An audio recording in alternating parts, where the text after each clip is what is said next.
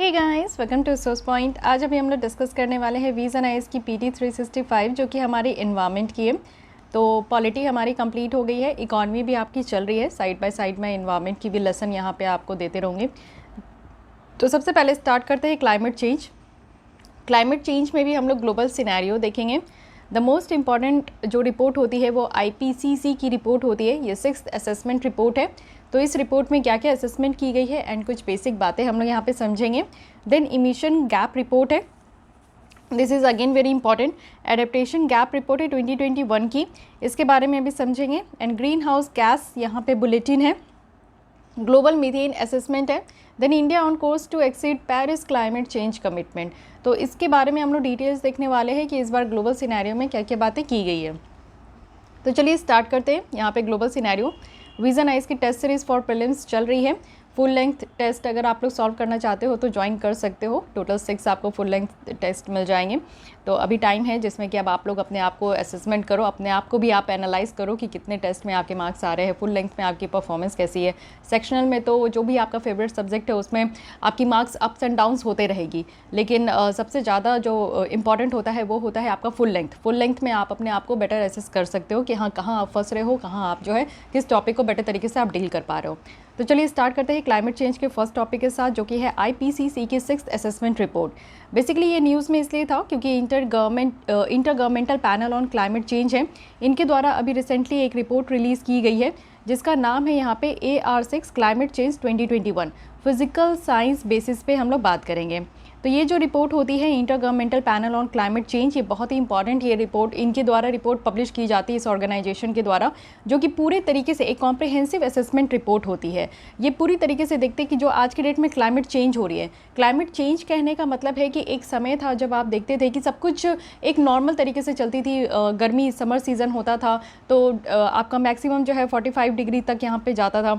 उसके बाद आप रेनफॉल वाली बारिश वाली अगर आप देखो मौसम, तो उस समय भी एक मॉडरेट तरीके से बारिश होती थी। फिर विंटर सीजन आता था तो जितना यहाँ पे हर एक स्टेट में जिस तरीके से टेम्परेचर डाउन होते थे उसी तरीके से होता था। बट आज के डेट में आप ये एक्सपीरियंस कर रहे होंगे कि ठंड आ रही है तो बहुत एक्सट्रीम ठंड जा रही है। वो भी बहुत एक्सट्रीम ठंड क्या होती थी कि पहले के टाइम में आपको दिसंबर जनवरी में देखने को मिलता था, बट दिस टाइम आप एक्सपीरियंस किए होंगे कि फेब मंथ भी बहुत ज़्यादा ठंड था। तो ये एक क्या है, हम लोग इसको इम्पैक्ट कह सकते हैं कि क्लाइमेट चेंज का ये इम्पैक्ट है। आज के डेट में आप देखो कि फेब मंथ जहाँ पे बहुत ठंडी थी, वहीं आप मार्च मंथ को एक्सपीरियंस किए होंगे कि बहुत ज़्यादा गर्मी थी। अचानक से जो है सर्टेन टेम्परेचर में इंक्रीज़ देखने को मिला। फिर आप रेनफॉल में देखोगे कि जब बारिश वाली मौसम आएगी तो कहीं पे भी बहुत ज़्यादा बारिश हो रही है जो फ्लड लाइक सिचुएशन अराइज हो जा रही है, और कहीं पे आप देखो कि बहुत कम बारिश हो रही है जिससे कि ड्रॉट लाइक सिचुएशन अराइज हो जा रही है। तो ये सारे इम्पैक्ट आज की डेट में हम लोग देख रहे हैं। These all are results of climate change. उसके अलावा आप देखो कि टेम्परेचर इतनी ज़्यादा इंक्रीज़ हो रही है कि ग्लेशियर जो है बहुत ही फ्रिक्वेंट तरीके से ये मेल्ट होते जा रही है। उसका इम्पैक्ट भी आप लोग बहुत तरीके से देख रहे हो। तो एक्चुअली ये जो क्लाइमेट चेंज का प्रभाव है और जो क्लाइमेट चेंज का कारण है, इन सबको नोटिस किया जाता है और पूरी तरीके से कॉम्प्रिहेंसिव वे में असेसमेंट किया जाता है आईपीसीसी की रिपोर्ट में। फाइन, तो ये हर तरीके से देखते हैं scientific, technical, social economic knowledge जो क्लाइमेट चेंज के लिए होना चाहिए और इसका इम्पैक्ट क्या है आज के डेट में, साथ ही फ्यूचर रिस्क क्या है, आगे आने वाले दिनों में जो है क्लाइमेट चेंज के इम्पैक्ट से क्या रिस्क अराइजेस होंगे, ये सारी चीज़ें देखी जाएगी।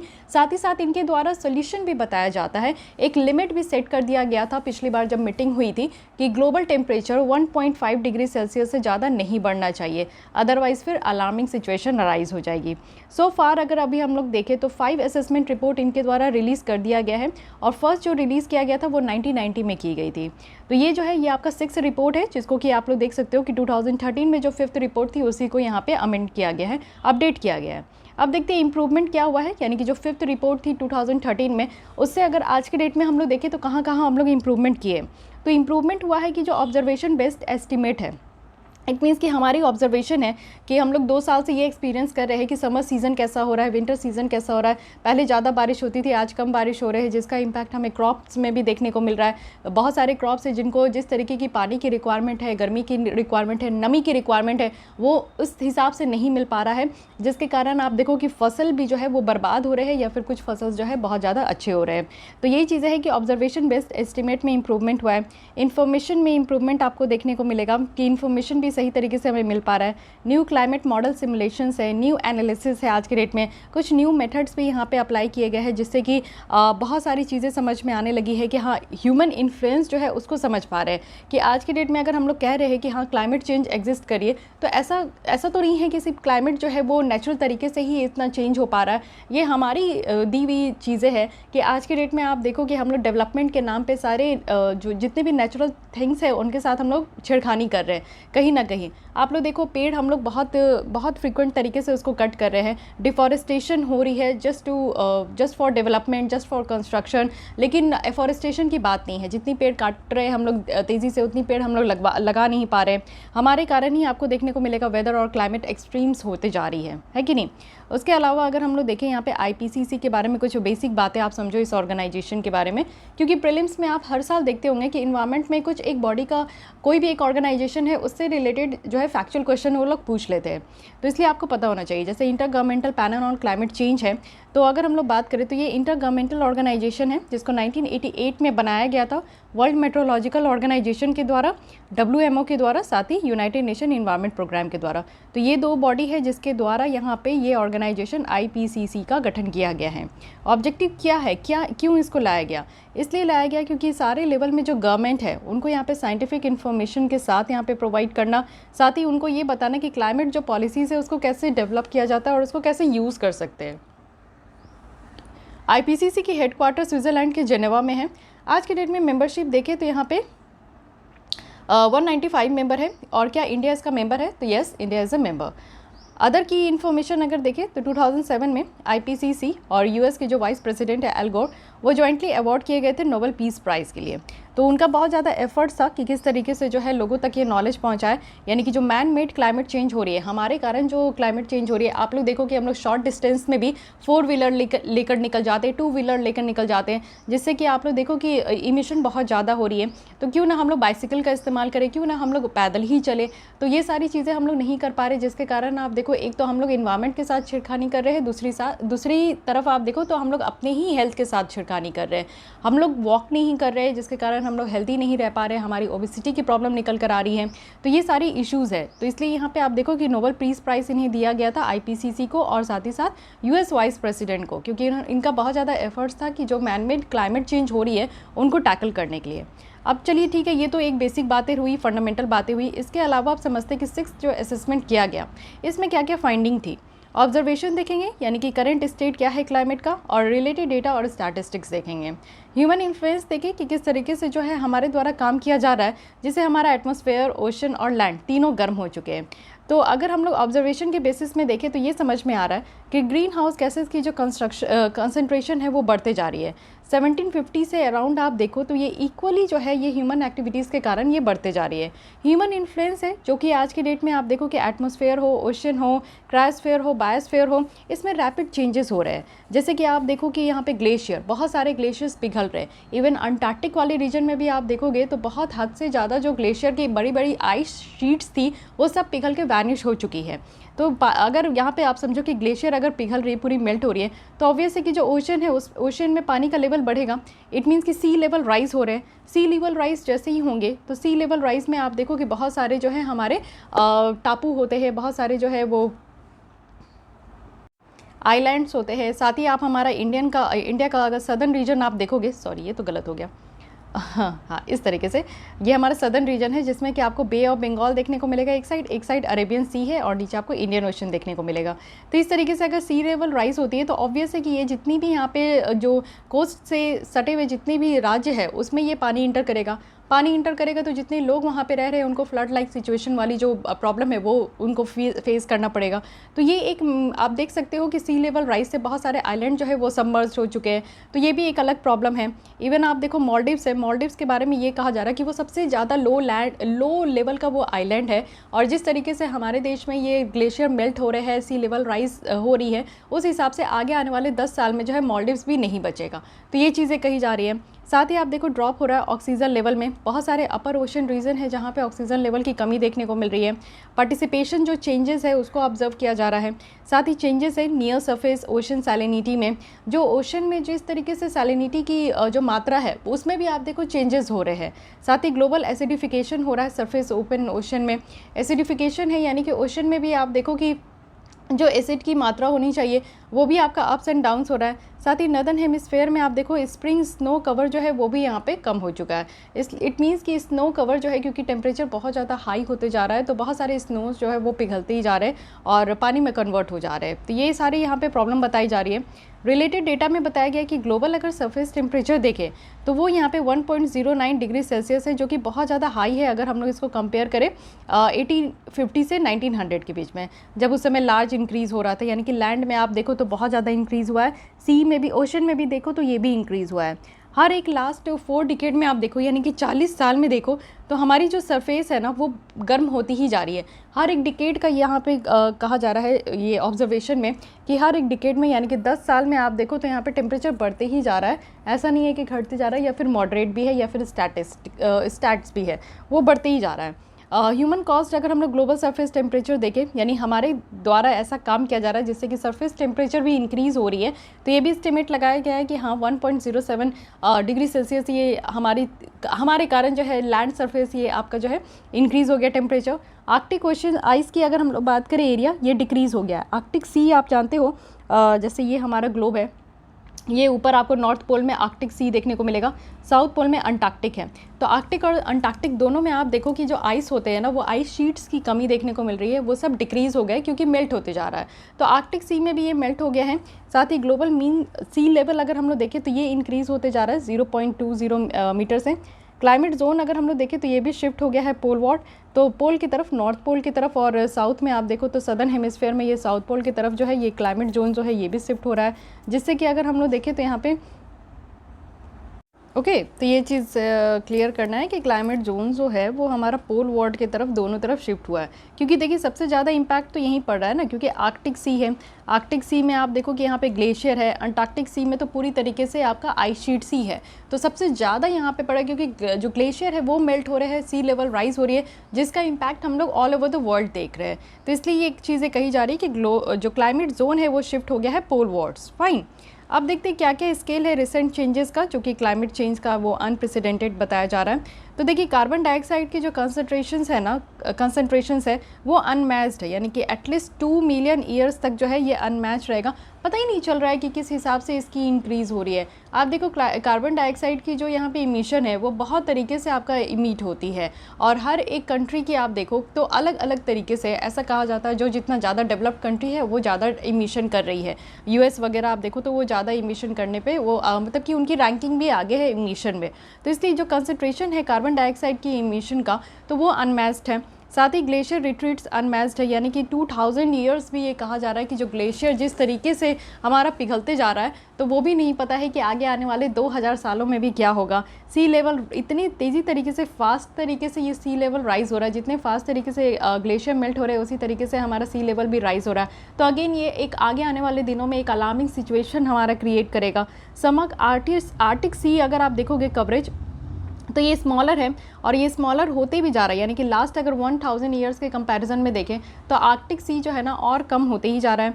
ओशन वार्मिंग अगर देखें कि ओशन सरफेस जिस तरीके से गर्म हो रही है वो बहुत ही ज़्यादा है। ओशन एसिडिफिकेशन है जो कि हाईएस्ट लेवल देखने को मिला, यानी कि 26,000 सालों में सबसे ज़्यादा आज की डेट में ओशन एसिडिफिकेशन देखने को मिल रहा है। देखिए ओशन एसिडिफिकेशन कहने का मतलब है कि एटमॉस्फेयर में जैसे कार्बन डाइऑक्साइड की मात्रा जो है वो बढ़ती ही जा रही है, कंसंट्रेशन बढ़ती ही जा रही है, और उसी तरीके से आप देखो कि ओशन में भी जो है कार्बन डाइऑक्साइड की जो डिज़ोल्व करने की मात्रा है वो भी बढ़ती जा रही है। तो जितना ज़्यादा ओशन में अगर कार्बोनेट्स आयन बढ़ते जाएंगे उतना ही आप देखो कि पीएच लेवल कम होते जाएगा और ओशन जो है वो एसिडिक इन नेचर होते जाएगी। ठीक है, तो जब ओशन में आप देखो कि एसिडिक इन नेचर हो जाती है तो आप जानते हो कि ओशन में कोरल रीफ्स होते हैं, प्लैंकटॉन्स होते हैं, तो उन सब के लिए जो है अगर ज़्यादा कार्बन डाइऑक्साइड की मात्रा बढ़ जाएगी तो उन सबको सर्वाइव करने में प्रॉब्लम होगी। तो इसलिए आप जानते हो कि ऑक्सीजन की मात्रा जो है वो डिजॉल्व रहती है ओशन में, जिससे कि वो लोग सर्वाइव कर पाते हैं। बट कार्बन डाइऑक्साइड की मात्रा बढ़ जाएगी तो वो लोग भी जो है सर्वाइव करना मुश्किल होगा, फिर वहाँ पे आप देखो कि एक नेगेटिव कॉन्सिक्वेंसेस हमें फेस करना होगा। तो ओशन एसिडिफिकेशन जो है वो भी हाईएस्ट लेवल पे होते जा रहा है, जिसके कारण हम लोग देख रहे हैं कि कोरल रीफ्स जो है वो डेड होते जा रहे हैं, प्लैंकटॉन्स जो है वो सही तरीके से ग्रो नहीं हो पा रहे हैं। तो ये सारी एक अलग तरीके का फैक्टर हमें नज़र आ रहा है। ह्यूमन इंड्यूस्ड अगर क्लाइमेट चेंज देखें तो ये ऑलरेडी अफेक्ट कर रहे हैं हमारे वेदर को, क्लाइमेट को एक्सट्रीम में, यानी कि हर एक रीजन में ये देखने को मिल रहा है। ऐसा नहीं कि एक सर्टेन रीजन में या सिर्फ पर्टिकुलर जगह पे वेदर और क्लाइमेट में हमें चेंजेस देखने को मिल रहा है। Okay, the basic what is the basic difference between weather and climate, ये आप लोग को पता है? देखिए, जब भी आप पूछोगे ना कि आज का अगर आपको जानना है कि आज की टेम्परेचर कितनी है, आज का मौसम कैसा है अगर कहीं का भी, तो आप लोग देखते हो वेदर, यानी कि आज की वेदर कैसी है। या फिर कल भी आपको जानना है कि आप जिस जगह पे रह रहे हो या फिर कहीं जा रहे हो घूमने, तो आपको देखना होगा कि वहाँ की वेदर कैसी है, कल की वेदर कैसी है, परसों की वेदर कैसी है। तो पर्टिकुलर डे का जब हम लोग यहाँ पे देखते हैं कि मौसम कैसा है, तो उसको हम लोग वेदर कहते हैं। But what about climate? Climate कहते हैं लंबे अरसे तक, यानी कि अगर आप लोग कहीं पे भी घूमने जाओगे तो आप वहाँ का क्लाइमेट देखोगे। घूमना मतलब कि मान लीजिए कि आप अगर प्लान कर रहे हो कि चलो हिल स्टेशन चलते हैं कहीं पे या फिर बीच साइड चलते हैं, तो वो आपको पता होना चाहिए कि कौन से मंथ में वहाँ पे अच्छी क्लाइमेट होती है। यानी कि क्लाइमेट कहने का मतलब है कि लगातार आपका 5 से 6-10 साल तक का वहाँ पे कंटिन्यूस किस तरीके का वेदर रहा है, ठीक है।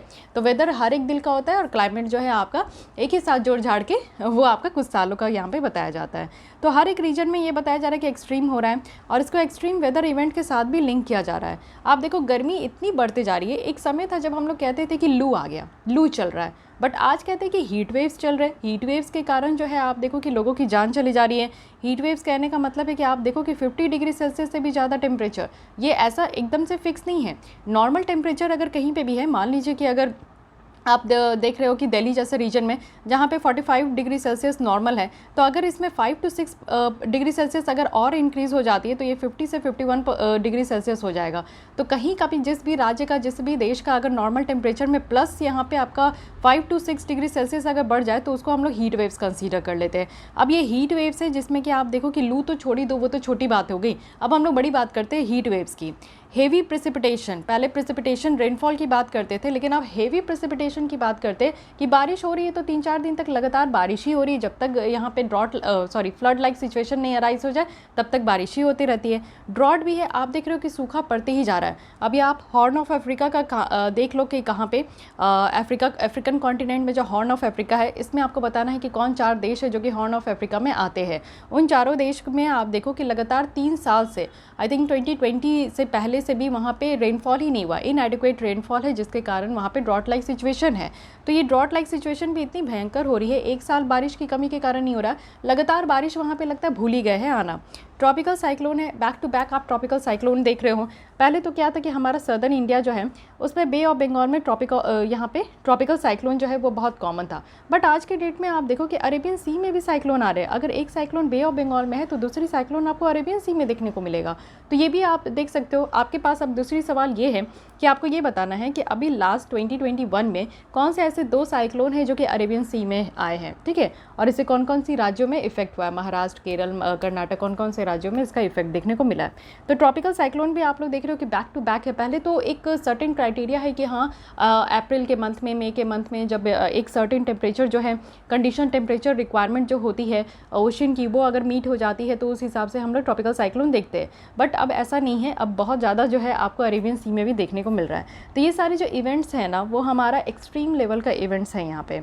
अब देखते हैं कि हॉट एक्सट्रीम्स कहा जा रहा है, यानी कि हीट वेव से जो कि आज की डेट में बहुत फ्रीक्वेंट हो गया। और अगर आप नॉर्दर्न रीजन में हो, नॉर्थ इंडिया में हो, तो अभी आप लोग एक्सपीरियंस कर रहे होंगे हीट वेव्स का।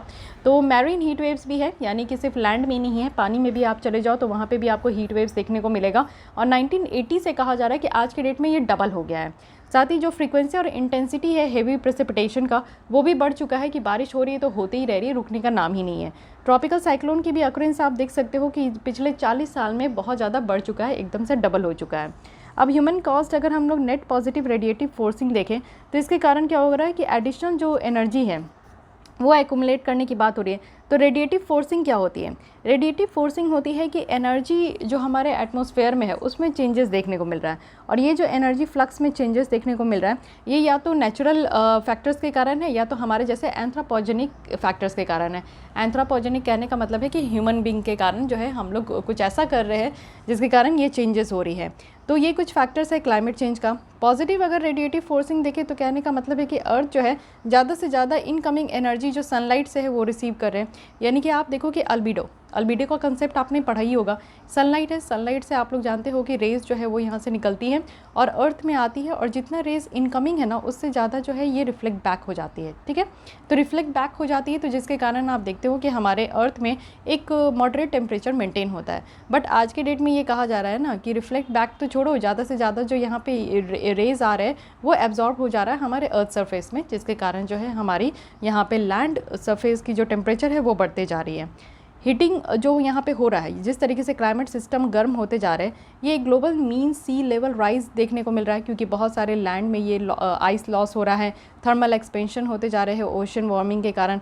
आप देखो कि जब ओशन में यानी कि यहाँ पे पानी में जब गर्म होती है तो पानी जो है ना वो एक्सपैंड करता है और फैलता है। ठीक है, तो ओशन वार्मिंग आप देखोगे तो 91% है, यानी कि क्लाइमेट सिस्टम में आप देखो कि जो हीटिंग हो रही है वो 91% तक है। थर्मल एक्सपेंशन अगर हम लोग देखें तो 50% तक ये आपका जो है एक्सप्लेन किया गया है सी लेवल राइज का। तो ये सारे कुछ आप लोग देख सकते हो। साथ ही ग्लोबल सरफेस टेम्परेचर अगर देखें तो ये भी बढ़ते ही जा रहा है, इंक्रीज़ होते जा रहा है, और ये कहा जा रहा है कि 2050 तक ये और इंक्रीज़ होगा अंडर ऑल इमिशन सिनेरियोज़ में। और टारगेट है कि 1.5 डिग्री सेल्सियस और 2 डिग्री सेल्सियस के ही बीच में रखना है, इससे ज़्यादा एक्सीड ही नहीं करना है। तो ये एक प्रॉब्लम है। लेकिन आज के भी डेट में आप देखो कि ये जो फिक्स भी किया गया था, आपको ये बताना है कि कॉप किस मीटिंग में जो है ग्लोबल टेम्परेचर सेट किया गया था, लेकिन आज के भी डेट में आप देखो कि ये इंक्रीज़ होने की पूरी संभावना है। ग्लोबल वार्मिंग जो है ये कंटिन्यू है, कि कहा जा रहा है कि ग्लोबल वार्मिंग जो है बढ़ती ही जा रही है, यानी कि एटमॉस्फेयर में जो ग्रीन हाउस गैस की इमिशन है वो बढ़ती ही जा रही है।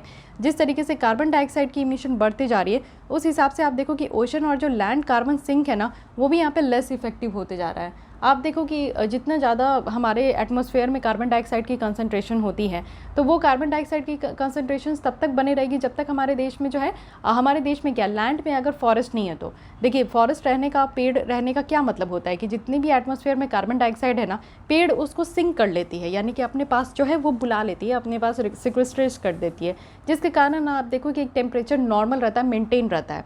लेकिन हम लोग क्या कर रहे हैं, पेड़ को ही काटते जा रहे हैं, डिफॉरेस्टेशन करते जा रहे हैं। तो इससे आप देखो कि क्या होगा कि कार्बन डाइऑक्साइड की मात्रा तो एटमॉस्फेयर में ही ना ज़्यादा होगी, फिर लैंड में कहाँ से आएगी, सिक्वेस्ट्रेट करने के लिए ही कुछ नहीं रहेगा। तो इसी तरीके से कहा जा रहा है कि कार्बन डाइऑक्साइड की इमिशन होते जा रही है, जिसके कारण ओशन और जो लैंड कार्बन सिंक है ना वो लेस इफेक्टिव है। बहुत सारे चेंजेस हो रहे हैं, क्योंकि ऑलरेडी हमारे पास्ट में भी कुछ ऐसे कारनामे किए गए जिसके कारण ग्रीन हाउस गैसेस की इमिशन होते जा रही है, और हम लोग ये भी नहीं कह सकते कि आगे आने वाले दिनों में कोई सुधरने वाला है। फ्यूचर में भी हमारा ग्रीन हाउस गैस जो इमिशन है वो ऐसे ही होते रहेगा। आप देखो कि कितनी सारी 4 व्हीलर 2 व्हीलर है जो कि पेट्रोल डीजल पे चलते हैं, जो कि बहुत ज़्यादा इमिशन हो रही है। आज के डेट में हम लोग इलेक्ट्रिक व्हीकल्स हो गया या फिर CNG हो गया, PNG हो गया, इस पर तो हम लोग आ ही रहे हैं कहीं ना कहीं। लेकिन फिर भी आज के भी डेट में आप देखो कि मोस्ट ऑफ द जो व्हीकल्स है वो यहाँ पे आपका पेट्रोल और डीजल से ही चल रहा है। तो ये भी एक बात है। साथ ही क्लाइमेट इन्फॉर्मेशन अगर हम लोग देखें, जो रिस्क असेसमेंट का कहा जा रहा है, तो मल्टीपल क्लाइमेट इम्पैक्ट ड्राइवर से जो कि ये प्रोजेक्ट किया जा रहा है कि हर एक रीजन में यहाँ पे चेंजेस हो रहे हैं। इट मीन्स कि इतनी सारी चीज़ें हैं जिसके कारण हम लोग देख सकते हैं कि रीजन में चेंजेस हो रही है।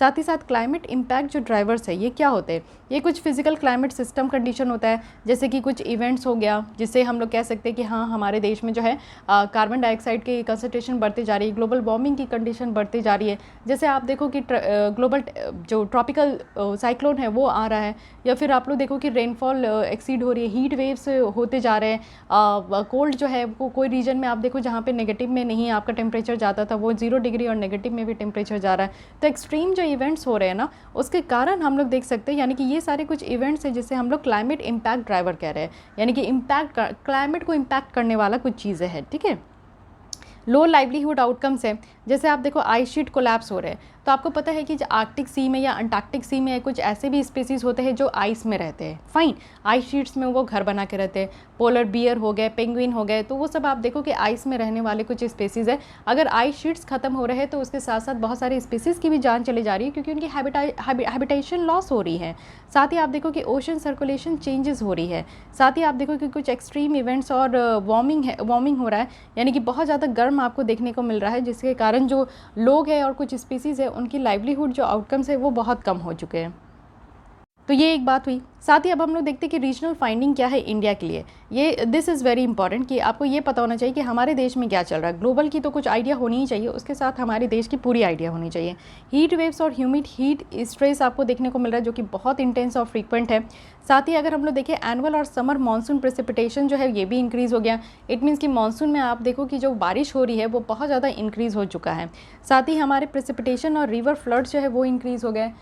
ऑब्वियस है, फ्लड लाइक सिचुएशन आप देखो कि ये तो इंक्रीज़ हो ही गया है। बहुत सारे रीजन में आप देखो कि लगातार एक हफ्ते तक बारिश हो रही है, जिसके कारण फ्लड लाइक सिचुएशन है।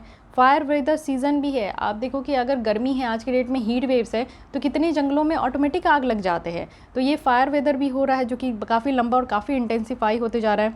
साथ ही आप देखो कि कवर्ड एरिया और स्नो वॉल्यूम है ये डिक्रीज़ हो रहा है, यानी कि कुछ ऐसी रीजन है जहाँ पे हिंदू कुश वाला हिमालय है वो पूरे बर्फ़ की चादर से ढकी हुई है, लेकिन आज के डेट में आप देखो वहाँ पे स्नो कवर डिक्रीज़ हो रहा है।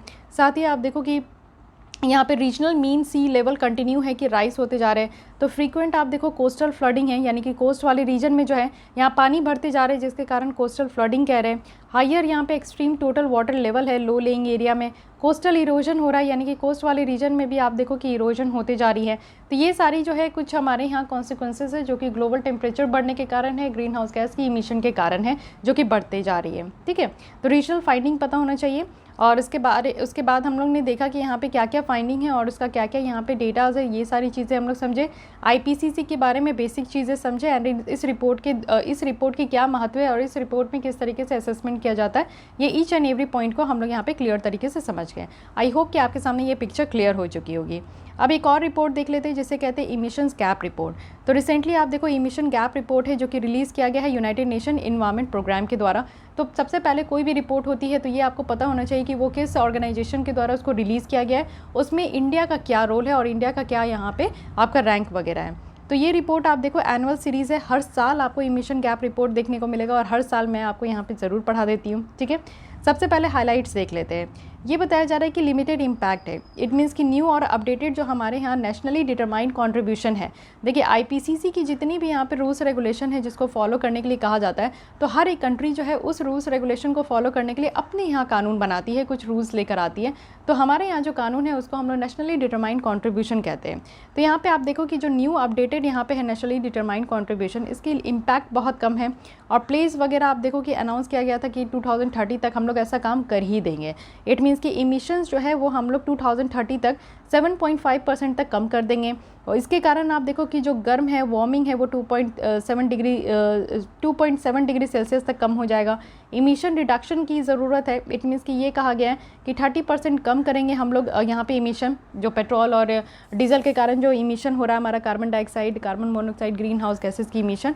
साथ ही साथ एग्रीकल्चर से भी मीथेन की इमिशन सबसे ज़्यादा होती है। हमारी थर्मल पावर प्लांट्स जो है जिससे आपका सल्फर डाइऑक्साइड का इमिशन हो रहा है, तो जितनी भी इमिशन है उसको हम लोग 30% तक कम करेंगे, जिससे कि वार्मिंग यहाँ पे 2 डिग्री सेल्सियस तक कम हो जाएगा। साथ ही 55% तक कट करेंगे तो 1.5 डिग्री सेल्सियस तक जो है लिमिट हो जाएगा। ठीक है, ये हमारा टारगेट है। करंट आप देखो नेट ज़ीरो टारगेट भी है, जिसके कारण जिससे हम लोग ये कह रहे हैं कि ग्लोबल वार्मिंग जो है उसको लिमिट किया जाएगा 2.2 डिग्री सेल्सियस तक। इस सेंचुरी के एंड तक तो हम लोग यहाँ पे 2.2 डिग्री सेल्सियस तक यहाँ पे आ जाएंगे। साथ ही यहाँ पे जो मीथेन इमिशन हो रहा है, फॉसिल फ्यूल के बर्निंग से यहाँ पे मीथेन इमिशन होता है। वेस्ट और एग्रीकल्चर सेक्टर से जो मीथेन इमिशन हो रहा है उसको भी हम लोग कम करेंगे, जिससे हमारा वार्मिंग कम हो जाएगा। कोविड-19 पैंडेमिक का यहाँ पे इम्पैक्ट है, जिससे आप देखो कि जो ग्लोबल फॉसिल जो कार्बन डाइऑक्साइड है उसमें उसके इमिशन में भी कहा गया है कि 5.4% तक यहाँ पे कम हुआ है। तो इस तरीके से आप देखो कि इमिशन को कम करना है एट एनी कॉस्ट। तो यही चीज़ें है कि यहाँ पे इमिशन गैप रिपोर्ट है which is talking about the emissions from various sector. तो यहाँ पे काम भी करने के लिए हम लोग भी बहुत सारे प्लेज लिए हैं, कसम खाए हैं कि हाँ आगे आने वाले दिनों में 2030 और 2050 तक हम लोग बहुत सारे इमिशंस को कट कर लेंगे, जिससे ग्लोबल टेम्परेचर जो है वो भी कट हो जाएगा। ठीक है, अब नेक्स्ट आते हैं वन मोर रिपोर्ट जो कि है एडेप्टेशन गैप रिपोर्ट 2021। ये है आपका गैदरिंग स्टॉर्म। तो यहाँ पे पहले समझते हैं कि ये जो रिपोर्ट है ये अगेन रिलीज़ किया जाता है same organisation United Nation environment programme के द्वारा। अब समझते हैं इस रिपोर्ट के बारे में। तो रिपोर्ट की अगर हम लोग बात करें तो यहाँ पे नेशनल और ग्लोबल प्रोग्रेस देखा जाता है एडेप्टेशन में। 3 सेंट्रल एलिमेंट है एडेप्टेशन का, यानी कि सबसे पहले तो प्लानिंग कीजिए और उसके बाद फाइनेंसिंग कीजिए। प्लानिंग करने के बाद जो स्कीम्स वगैरह लाया जाता है तो उसके लिए खर्चे भी करना होता है, जिसके लिए फाइनेंस की बात होती है कि कहाँ से कौन फाइनेंस करेंगे। देन इम्प्लीमेंटेशन की बात होती है कि किसी भी प्रोग्राम को किस बेसिस पे कैसे इम्प्लीमेंट करना है। ठीक है, ऐसा नहीं है कि पेपर में सिर्फ प्लान कर दिया गया है और उसको इम्प्लीमेंट नहीं किया जा रहा है। तो अब की फाइंडिंग देख लेते हैं कि एडेप्टेशन रिपोर्ट में है क्या। तो क्लाइमेट चेंज एडेप्टेशन जो कि ये बढ़ते ही जा रही है, ठीक है, और 79% जो कंट्रीज़ है उनके द्वारा एटलीस्ट एक नेशनल लेवल एडेप्टेशन प्लानिंग जो है वो अडॉप्ट किया गया है। तो आप देख सकते हो कि 2020 से ये इंक्रीज़ हुआ है। इट मीन्स कि कंट्री जो है जिस तरीके से हमारा क्लाइमेट चेंज हो रहा है, ग्लोबल वार्मिंग हो रही है, उसको यहाँ पे कम करने के लिए एडेप्टेशन का काम कर रहे हैं। एडेप्टेशन कॉस्ट और फाइनेंसिंग में आप देखो कि यहाँ पे डेवलपिंग कंट्रीज़ को बहुत ज़्यादा ज़रूरत है। इट मीन्स कि देखिए डेवलपिंग कंट्रीज़ जो है ऐसे ही परेशान रहती है, उनके पास उस तरीके का जो है पैसे वगैरह नहीं होते, तो वो अपने यहाँ जो भी पॉलिसी लेकर आते हैं तो उनको थोड़ा डिफ़िकल्ट होता है कि किस तरीके से वो उसको टैकल करें। तो इसलिए यहाँ पे कहा जा रहा है कि जो एडेप्टेशन कॉस्ट और जो फाइनेंसिंग नीड्स है डेवलपिंग कंट्रीज़ में ये भी बहुत ज़्यादा है, 5 to 10 टाइम्स ज़्यादा है। एडेप्टेशन फाइनेंस गैप अगर हम लोग देखें तो ये भी ज़्यादा है, जितना 2020 में था आज के डेट में उससे ज़्यादा यहाँ पे आ चुका है। तो एक तो आप देखो कि कोविड-19 की रिकवरी जो पैकेज है उसके कारण है। कोविड-19 के आने के बाद जो है सरकार को ऐसे भी कोविड-19 से रिलेटेड जो भी प्रोविज़न प्रोवाइड करनी थी उसके लिए खर्चे बहुत ज़्यादा किए गए। तो अब ये तो बातें रही, लेकिन इसके अलावा कुछ रिलेटेड टर्म्स की मीनिंग समझते हैं। What is the meaning of adaptation, तब से मैं कह रही हूँ। तो एडेप्टेशन कहने का मतलब है कि देखिए क्लाइमेट चेंज के कारण जो है बहुत सारी कंट्रीज़ है जिसमें इम्पैक्ट बहुत ज़्यादा हुआ है। अभी मैं कह रही हूँ कि जैसे मालदीव्स जैसी आइलैंड है तो वो आगे आने वाले 10 सालों में जो है वो डूब जाएगी, सबमर्ज्ड हो जाएगी, उनका कोई नामो निशान नहीं होगा, बस यादें रह जाएगी। तो देखिए क्लाइमेट चेंज के कारण इम्पैक्ट हो रहा है ना, तो वैसे आइलैंड को क्या करना चाहिए कि अपने यहाँ कुछ पॉलिसीज़ लेकर आना चाहिए, कुछ तो करना चाहिए जिससे कि वो जो है जैसे सी लेवल राइज़ हो रहा है तो उसका इम्पैक्ट ज़्यादा नहीं हो, और सी लेवल राइज़ ही ना हो। और सी लेवल राइज़ नहीं होने के लिए क्या करना होगा कि हम लोग को ग्लेशियर को बचाना होगा कि ग्लेशियर मेल्ट नहीं हो। ग्लेशियर मेल्ट नहीं हो उसके लिए क्या करना होगा कि ग्रीन हाउस गैसेस की इमिशन पर रोक करना होगा। तो एडेप्टेशन करने का मतलब है कि एक प्रोसेस है जिससे कि जो वल्नरेबिलिटीज़ है, यानी कि जो क्लाइमेट चेंज के कारण होने वाला जो इम्पैक्ट है कुछ कंट्रीज़ में, उसको कम किया जा सके। ठीक है, तो उसके लिए एडेप्टेशन हम लोग लेकर आते हैं। बहुत सारी परेशानियां हैं, आप देखो कि प्लास्टिक जो है ओशन में भी बहुत ज़्यादा इंक्रीज़ होते जा रहा है। प्लास्टिक पॉल्यूशन आज के डेट में हम लोग पढ़ने लगे, तो इसलिए आप देखो आज के डेट में हम लोग क्या कर रहे हैं, तो प्लास्टिक को रिप्लेस करने का हम लोग यहाँ पर पॉलिसी लेकर आए। सब कुछ आप देखो इको फ्रेंडली होते आ रहा है। आप अगर किसी भी मार्केट में जाते हो तो वहाँ पे पहले प्लास्टिक की पॉलीथीन मिलती थी, बट वो अब पॉलीथीन हटाकर आपका एक अलग सा पॉलीथीन बायोडिग्रेडेबल पॉलीथीन मिलने लगा है। साथ ही आप बहुत सारे जब खाने पीने भी आप जाते हो तो पहले प्लास्टिक की कटोरी मिलती थी, बट आज के डेट में वो बायोडिग्रेडेबल कटोरी है। इवन आप केक वगैरह भी खरीदो तो पहले प्लास्टिक की नाइफ़ मिलती थी, बट अब वो आपको वुड की नाइफ़ देखने को मिलेगा, कुछ अलग तरीके का बनाया जाता है विच इज़ बायोडिग्रेडेबल, आसानी से जो है वो आपकी मिट्टी में मिल जाएंगे। तो ये एक है कि एडेप्टेशन हम लोग कर रहे हैं किसी भी चीज़ की, अगर हम लोग बुराई बर्बाद कर चुके हैं तो उसको ठीक करने के लिए हम लोग ये काम कर रहे हैं। एडेप्टेशन गैप क्या है? एडेप्टेशन गैप हो जाता है कि मान लीजिए कि पॉलिसी तो हम लोग बना दी है, इट मीन्स कि आप देखो कि जो प्लास्टिक रिप्लेस करने के लिए जो पॉलिसी लाया गया है कि बायोडिग्रेडेबल प्लास्टिक अब मार्केट में होनी चाहिए, या फिर जो प्लास्टिक है उसकी यूज़ को टोटल बैन करना चाहिए। बट आप लोग देखते हो कि एक गैप होता है, पॉलिसी तो आ गया है लेकिन इसके इम्प्लीमेंटेशन और पॉलिसी मेकिंग के बीच में जो गैप होती है ना, स्टिल एक लूप होल होता है जो कि आपको हर एक जगह, आज भी आप वेजिटेबल्स खरीदो, सब्जी खरीदने जाओ तो आपको प्लास्टिक फ्री मिल जाते हैं। तो ये एक लूप होल है, ये एक कमी है जिसको हम लोग एडेप्टेशन गैप कहते हैं। जब तक ये चीज़ें दोनों साइड से नहीं होगी, सप्लाई साइड्स और डिमांड साइड दोनों को यहाँ पे मानना होगा कि जो चीज़ें हमारे इन्वायरमेंट के लिए बुरी है, हमारे हेल्थ के लिए बुरी है, हमारे आगे आने वाली जनरेशन के लिए बुरी है, उसको हम लोग को यहाँ पे कम करना होगा, तब तक ये गैप कभी नहीं मिटेगा। तो देखिए एक तो होती है कि पॉलिसी सरकार के द्वारा ये तो कम से कम कदम तो उठाया गया ना कि हाँ जो माइक्रो प्लास्टिक्स है उसको बैन करना है, लेकिन हम लोग यहाँ पे अपनी गुटरी नहीं लेकर जाते, जूट वाली थैले नहीं लेकर जाते। तो हम लोग को मार्केट जाना चाहिए तो हम लोग ये सारी चीज़ें कैरी कर सकते हैं, अपना खुद का बैग आप कैरी कर लो, जूट बैग कैरी कर लो। तो इससे क्या होगा कि आप लोग जो है सब्ज़ी वगैरह भी खरीदोगे तो पॉलीथीन मांगने की ज़रूरत नहीं होगी। तो ये चीज़ें हम लोग खुद मांगते हैं, हमारी डिमांड ही है कि भाई पॉलीथीन दे दो, तो जो सप्लाई साइड है वो क्यों ना सप्लाई करे। पॉलीथीन की जो इंडस्ट्री इंडस्ट्री वगैरह होती है उसको बहुत बेनिफिट होता है। पॉलीथीन बैन कर देने के कारण आपको पता है अनएम्प्लॉयमेंट की रेशियो कितनी बढ़ जाएगी। जिस तरीके की इंडस्ट्री है जिसमें कि इस तरीके का पॉलीथीन मैन्युफैक्चर होता है उसमें कितना ज़्यादा भारी नुकसान होगा। तो ये सारी चीज़ें होती है कि सप्लाई करने वाला तो चाहते ही कि सप्लाई हो, लेकिन डिमांड हम लोग जिस तरीके से करते हैं हमें ये समझना होगा कि जिस दिन हम लोग इसका इस्तेमाल करने से बैन कर देंगे तब ये जो गैप है ना, एडेप्टेशन गैप यानी कि difference between policy making and implementation, वो यहाँ पे कम हो जाएगा। एडेप्टेशन कॉस्ट क्या होता है? देखिए प्लानिंग तो हो गया कि चलिए ठीक है ये जो प्लास्टिक है उसको बैन करना है, प्लास्टिक बैन करना है तो आप जानते हो कि जो प्लास्टिक मैन्युफैक्चरिंग इंडस्ट्रीज़ वगैरह है तो उसको कुछ ना कुछ ऑल्टरनेटिव्स देना होगा, रिहैबिलिट करने की ज़रूरत है, नहीं तो वहाँ पे काम करने वाले जितने लोग हैं वो बेरोज़गार हो जाएंगे। साथ ही साथ आप देखो कि इस तरीके का कुछ भी अगर आपको न्यू करना है तो उसके लिए खर्चे होते, कॉस्ट लगता है उसका। इट मीन्स कि प्लानिंग करने में, प्रिपेयर करने में, फैसिलिटेट करने में, उस तरीके के मेजर्स को अडेप्ट करने में, उस तरीके के अडेप्टिव मेजर्स को इम्प्लीमेंट करने में, तो हर तरीके का एक ट्रांजैक्शन कॉस्ट होता है, तो उस कॉस्ट को भी बियर करना ज़रूरी है। ठीक है, बोल देने से तो सारा काम होता नहीं है, आपको ये पता होना चाहिए कि सब चीज़ में जो है खर्चे होते हैं, आज के डेट पे पैसा बोलता है, तो वही चीज़ें यहाँ पे कही जा रही है। ठीक है, तो ये कुछ रिलेटेड टर्म्स है जिसके मीनिंग आपको आपके सामने क्लियर होना चाहिए, नहीं तो आप लोग ये जिस तरीके की रिपोर्ट है एडेप्टेशन गैप रिपोर्ट, तो आप लोग इसका मीनिंग नहीं समझ पाओगे। फाइन, इससे रिलेटेड न्यूज़ है, फर्स्ट मूवर्स कोएलिशन है।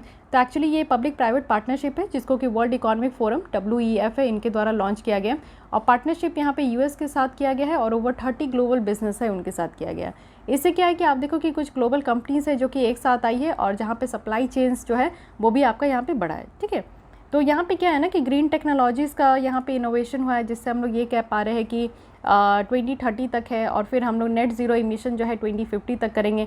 तो ये सारी बातें यहाँ पे रखी गई है फर्स्ट मूवर्स कोएलिशंस। ठीक है, इससे ज़्यादा इंपॉर्टेंट है कि आप यहाँ पे इस ऑर्गेनाइजेशन के बारे में समझो। IPCC के बारे में मैं पूरा डिटेल बताई हूँ, स्टैटिक पार्ट आपका कंप्लीट हो गया। अब यूनाइटेड नेशन इन्वायरमेंट प्रोग्राम के बारे में आप समझो। एक्चुअली ये एक इन्वायरमेंटल ऑर्गेनाइजेशन है, अगेन कब इस्टेब्लिश किया गया? जून 1972 में। और यूनाइटेड नेशन जो कॉन्फ्रेंस ऑन ह्यूमन इन्वायरमेंट है जो कि स्टॉकहोम कॉन्फ्रेंस हम लोग कहते हैं, उसके रिजल्ट से ये आपका बना है। तो स्टॉकहोम कॉन्फ्रेंस आपको याद रखना है जिसके कारण हम लोग यूनाइटेड नेशन इन्वायरमेंट प्रोग्राम को आज की डेट में देख रहे हैं।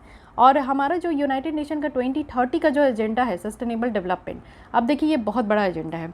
सस्टेनेबल डेवलपमेंट का पहले मीनिंग समझिए, what is sustainable development. Sustainable development कहने का मतलब है कि आज की डेट में हम लोग इस अर्थ में एग्जिस्ट कर रहे हैं। अब हमें तो यार सारी चीज़ें चाहिए, सारी नेचुरल रिसोर्सेज चाहिए, हमें जो है हवा भी चाहिए, पानी भी चाहिए, खाना भी चाहिए, सारी मटेरियलिस्टिक थिंग भी चाहिए। तो इसके लिए हम लोग क्या करते हैं, हम लोग बहुत ज़्यादा नेचर का इस्तेमाल करते हैं, यानी कि नेचर को जो है मिसयूज़ कर रहे हैं अपने सुख के लिए। लेकिन ऐसा नहीं करना है, हमें अगर डेवलपमेंट भी करनी है सारी चीज़ें तो वो एक सस्टेनेबल तरीके से हो। सस्टेनेबल तरीके से कहने का मतलब है कि ना ही नेचुरल चीज़ों को ज़्यादा हार्म हो, ना ही आगे आने वाले दिनों में जो है हमारी नेक्स्ट जनरेशन आएगी तो ऐसा नहीं कि उनको कुछ अवेलेबल ही ना हो। नेचुरल चीज़ें बहुत ज़्यादा ज़रूरी है। हमारी जो नेचर है जिसमें हम लोग प्योर ऑक्सीजन की बात करते हैं, एयर की बात करते हैं, प्योर वाटर की बात करते हैं, तो ये सारी चीज़ें हमारे आने वाली जनरेशन को भी मिलना चाहिए। तो हम लोग डेवलपमेंट के नाम पर ऐसा नहीं है कि आज ही सब कुछ खा पी के बैठ जाए। ठीक है, तो इसलिए सस्टेनेबल डेवलपमेंट के लिए हमारे यहाँ हमेशा से एक एजेंडा चलाया जाता है। तो ये यूनाइटेड नेशन की तरफ से ये एजेंडा है कि 2030 तक हमें सस्टेनेबल डेवलपमेंट करना है। अब सस्टेनेबल डेवलपमेंट करने के लिए एक बेटर तरीके का गोल बनाया गया है जिसके तहत 17 गोल आपको टोटल देखने को मिलेगा। आइए एक बार रिवाइज़ कर लेते हैं। तो यहाँ पे फिर से रिवाइज़ कर लेते हैं। देखिए 17 गोल है जिसमें कि सबसे पहले है नो पॉवर्टी, यानी कि जो गरीबी है उसको हटाना है। ज़ीरो हंगर है, भूखमरी हटानी है। गुड हेल्थ और वेलबिंग होनी चाहिए। क्वालिटी एजुकेशन प्रोवाइड करनी है। फिफ्थ है कि इक्वालिटी, जेंडर इक्वालिटी होनी चाहिए। No discrimination between male and female. Clean water और सैनिटेशन की बात की जाती है। अफोर्डेबल और क्लीन एनर्जी सबको प्रोवाइड करना है जिसकी हम लोग रिन्यूएबल एनर्जी पे काम कर ही रहे हैं। 8 है कि डिसेंट वर्क और इकोनॉमिक ग्रोथ पे काम करना है। 9th है इंडस्ट्री इनोवेशन एंड इंफ्रास्ट्रक्चर पे। 10th है रिड्यूस इनइक्वालिटीज़, जो भी इनइक्वालिटीज़ है उसको रिड्यूस करना है। 11th है sustainable cities and communities. 12th है रिस्पॉन्सिबल कंजप्शन। 13 है क्लाइमेट एक्शन, क्लाइमेट चेंज से होने वाले जो भी एक्शन हम लोग ले रहे हैं this comes under the 13 goal. 14th है life below water. It means कि आप देखो कि जो हमारे ओशन एसिडिफिकेशन के कारण, यूट्रोफिकेशन के कारण, प्लास्टिक पॉल्यूशन के कारण जितनी भी जीव जंतु हैं उनको यहाँ पे परेशानी हो रही है जो कि पानी के अंदर रहते हैं। लाइफ ऑन अर्थ है, इवन आप देखो कि अर्थ पे भी आपके जितने भी हैबिटेशन है वो लॉस हो रहा है, फ्रेगमेंटेशन हो रही है, डिफॉरेस्टेशन हो रहा है जिसके कारण जितनी भी जीव जंतु है उनको रहने में परेशानी हो रही है। Peace, justice and strong institution comes under the goal number 16 and partnership for the goals. तो पार्टनरशिप गोल्स को अचीव करने के लिए यहाँ पे पार्टनरशिप भी कर सकते हैं, जो कि यहाँ पे हमारा 17 गोल के तहत आता है। तो यहाँ पे आप देख सकते हो जो भी इन्वायरमेंटल इश्यूज़ है टाइम के साथ उसको यहाँ पे हटाना है। ऑब्जेक्टिव यही है कि ग्लोबल इन्वायरमेंटल एजेंडा जो है उसको सेट करना है, जो इम्प्लीमेंटेशन है यानी कि इन्वायरमेंटल जो डायमेंशन है हमारा सस्टेनेबल डेवलपमेंट का उसको इम्प्लीमेंट करना है। हेडक्वार्टर कहाँ है? तो केनिया के नैरोबी में है। और क्या हम लोग इसके मेंबर है? तो यूनाइटेड नेशन इन्वायरमेंट प्रोग्राम के भी हम लोग मेंबर है और आज की डेट में 193 मेंबर स्टेट है। 195 आपका IPCC में था और 193 आपका यूनाइटेड नेशन इन्वायरमेंट प्रोग्राम में। अदर की इन्फॉर्मेशन देख लेते हैं कि इनका स्ट्रक्चर क्या है। तो एग्जीक्यूटिव डायरेक्टर इसको चेयर करते हैं। यूनाइटेड नेशन इन्वायरमेंट प्रोग्राम की बात करें तो यहाँ पे ये डिपेंड करता है वॉलेंट्री कंट्रीब्यूशन का, यानी कि यहाँ पे हर एक देश जो कि 193 मेंबर कंट्री है ना, तो वो अपने हिसाब से जिनको जो सही लगता है उस हिसाब से वो कंट्रीब्यूट करते हैं। तो 95% इनकम जो इस ऑर्गेनाइजेशन का है वो सारे कंट्रीज़ के कंट्रीब्यूशन से ही यहाँ पे आता है। साथ ही आप देखो ये एडमिनिस्टर करते हैं, साथ ही सेक्रेटेरिएट फंक्शन भी प्रोवाइड करते हैं बहुत सारे मल्टीलैटरल जो इन्वायरमेंटल एग्रीमेंट है उसके लिए। अब यहाँ पे और भी बातें हम लोग देख सकते हैं, मेजर रिपोर्ट्स भी बताया जा रहा है, बट इससे पहले अगर हम लोग देखें तो यहाँ पे यूनाइटेड नेशन इन्वायरमेंट प्रोग्राम की यहाँ पे आप देख सकते हो कि साइट्स है 1973 में लाया गया, यूनाइटेड नेशन इन्वायरमेंट प्रोग्राम का ही है ये। Convention on international trade in endangered species of wild fauna and flora. इसके बाद आप देखो 1979 में यहाँ पे बॉन कन्वेंशन हुआ जिसके थ्रू CMS आया। इट मीन्स कि कन्वेंशन आया जिसमें कि जो माइग्रेटेड स्पीसीज़ होते हैं वाइल्ड एनिमल के, यानी कि बहुत सारे एनिमल है जो कि एक जगह से माइग्रेट करके दूसरी जगह चले जाते हैं, तो उनको भी कंजर्व करना है। फिर वेना कन्वेंशन आया जिसमें कि हम लोग ओजोन लेयर को प्रोटेक्ट करने के बारे में बात किए थे 1985 में। This all programme comes under the UNEP, okay. उसके बाद 1989 में बेसल कन्वेंशन आया जिससे कि आप देखो कि बहुत सारे जो हैज़ार्डियस वेस्ट होते हैं उनको मूव करना और उनके डिस्पोजल को बैन किया गया, कंट्रोल किया गया कि एक कंट्री से दूसरे कंट्री में जो है इस तरीके का जो हैज़ार्डियस है जो कि हमारे इन्वायरमेंट के लिए भी बैड इम्पैक्ट करता है, हमारे ह्यूमन हेल्थ के लिए भी बैड इम्पैक्ट करता है, तो उसके जो मूवमेंट है उस पर रेस्ट्रिक्शन लगाया जाए। फिर 1992 में CBD आया यानी कि कन्वेंशन ऑन बायोलॉजिकल डाइवर्सिटी। फिर यहाँ पे आप देखो कि 1998 में रॉटरडम कन्वेंशन आया। रॉटरडम कन्वेंशन में क्या है कि प्रायर इन्फॉर्म्ड कंसेंट है, PIO है। जैसे कि आप देखो कि कुछ हैज़ार्डियस केमिकल है, पेस्टिसाइड्स है, अगर उसका व्यापार करना है यानी कि एक कंट्री से दूसरे कंट्री में उसको भेजना है, एक्सपोर्ट इंपोर्ट करना है, तो उससे पहले यहाँ पे इन्फॉर्मेशन प्रोवाइड कर देना चाहिए। मान लीजिए कि कुछ ऐसे हैज़ार्डियस केमिकल है जो कि हम लोग को एक्सपोर्ट करना है दूसरे देश को, ईरान को करना है, तो उससे पहले जो है उनको कंसेंट होना चाहिए, उनसे कंसेंट हम लोग को मिलना चाहिए। यानी कि हम लोग इन्फॉर्मेशन दे दें कि देखिए हम लोग इस तरीके का केमिकल आपके देश में भेज रहे हैं, तो वो अगर बोलें कि हाँ भेज दीजिए तभी हम लोग भेज सकते हैं। तो this comes under the Rotterdam convention. उसके बाद स्टॉकहोम कन्वेंशन है जिसमें कि POP की बात करते हैं, परसिस्टेंट ऑर्गेनिक यहाँ पे पॉल्यूटेंट है। तो ऐसे ऑर्गेनिक है जो कि यहाँ पे ऐसे भी चीज़ है जो कि पॉल्यूटेंट है, तो उसके लिए स्टॉकहोम कन्वेंशन लाया गया 2001 में। देन 2013 में मिनामाटा कन्वेंशन आया। ये समझ में आया कि मरकरी से भी होने वाली बहुत सारी बीमारी है, बहुत सारी ह्यूमन हेल्थ यहाँ पे कॉज है, तो इसके कारण भी परेशानियाँ होती है, तो फिर मिनामाटा कन्वेंशन लाया गया जो कि यहाँ पे मरकरी के ऊपर था 2013 में। तो ये सारे जो यहाँ पे कन्वेंशन हुए वो सब यहाँ पे यूनाइटेड नेशन इन्वायरमेंट प्रोग्राम का है, तो ये चीज़ें ध्यान रखनी है जो कि काफ़ी इंपॉर्टेंट है। अगेन यहाँ पे इंपॉर्टेंट देखो कि यूनाइटेड नेशन इन्वायरमेंट प्रोग्राम के द्वारा कौन कौन सी ऐसी रिपोर्ट है जो कि रिलीज़ की जाती है। तो सबसे पहले ग्लोबल इन्वायरमेंट आउटलुक, ठीक है, इन्वायरमेंट प्रोग्राम है तो ऑब्वियस है कि इन्वायरमेंट से रिलेटेड जो भी आउटलुक होगा वो इसी ऑर्गेनाइजेशन के द्वारा रिपोर्ट रिलीज़ की जाएगी। देन एडेप्टेशन गैप रिपोर्ट है। देन ट्रिपल इमरजेंसी है। आप देखो कि ट्रिपल इमरजेंसी लगाई जाती है, ये तब लगाया जाता है जब ह्यूमन हेल्थ पे इसका इम्पैक्ट हो, जब वाइल्ड स्पेसिस पे इसका इम्पैक्ट हो और इन्वायरमेंट पे इम्पैक्ट हो। तो ये ट्रिपल इमरजेंसी जो रिपोर्ट है वो भी इनके द्वारा लाई जाती है। साथ ही कूलिंग इमिशन भी है और पॉलिसी सिंथेसिस रिपोर्ट भी है जो कि ये पब्लिश किया जाता है यूनाइटेड नेशन इन्वायरमेंट प्रोग्राम के द्वारा। ओके, तो ये सारी बातें हैं। तो इतनी जो इन्फॉर्मेशन है जो आज मैं आप लोगों को प्रोवाइड की हूँ, तो आई थिंक कि this is enough for today. हम लोग कल यहाँ पे स्टार्ट करेंगे ग्रीन हाउस गैस बुलेटिन के साथ, और जो भी यहाँ पर रेस्ट ऑफ द आर्टिकल्स है उसे फास्ट तरीके से मैं कवर करने का कोशिश करूँगी। So guys, I hope you like this video. अगर आपको आज की लेसन यहाँ पे हेल्पफुल लगी है तो उसके लिए आप लाइक कर सकते हो, और आगे अगर विजुअलाइज की जो भी यहाँ पे PT 365 है उसको अगर रिवाइज करना है आपको, तो हमारे चैनल के साथ सब्सक्राइब करके आप लोग जुड़ सकते हो। डेली बेसिस पे आपको यहाँ पे वीडियोज़ देखने को मिलेगा। तो आज के लिए बस इतना ही, कल मिलती हूँ मैं इसी टाइम पर, तब तक के लिए थैंक यू।